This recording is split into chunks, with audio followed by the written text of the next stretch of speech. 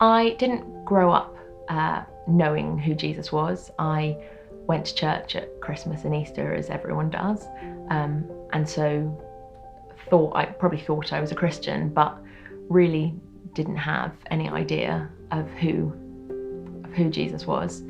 I had two parents who loved me, but unfortunately as a child I suffered abuse at the hands of people who I should have been able to trust. At the age of 11, I was so unhappy that I started self-harming. I had very low self-esteem. I didn't love myself at all.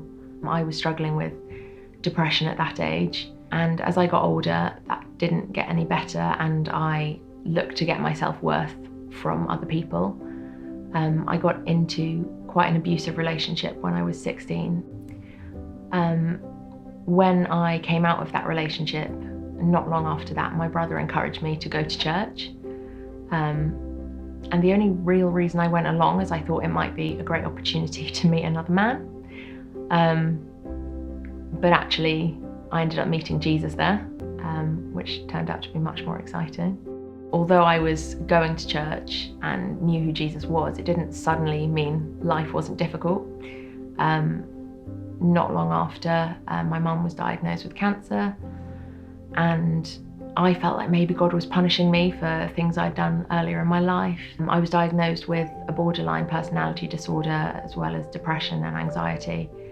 And I turned to alcohol, really, and self-harm they were my coping mechanisms. It got to the point where I just had such low self-worth, and I just hated who I was so much, that I tried to end my own life on several occasions. Every time I did it, God's handprints are all over it, where he stopped me and he pulled me back and he showed me that life was still worth living. But I was not in a good place mentally at all. Someone at the church I was attending at the time heard of a charity called Mercy UK, which is a residential home in Yorkshire for women with life-controlling issues. And I spent 6 months there just focusing on me and my relationship with Jesus. While you're there, there's no TV, no internet.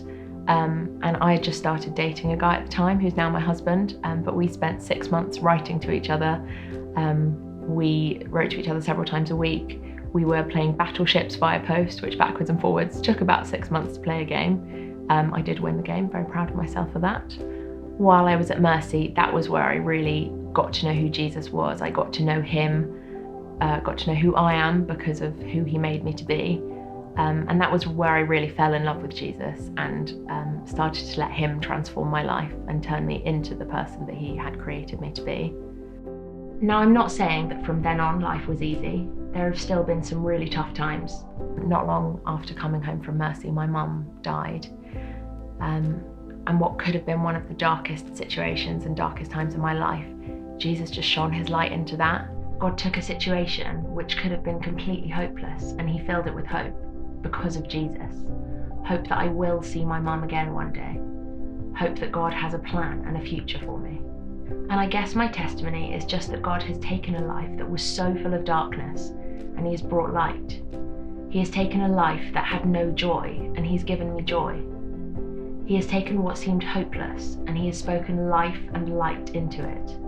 He has given me a hope which anchors my soul, and I am so grateful to God every single day.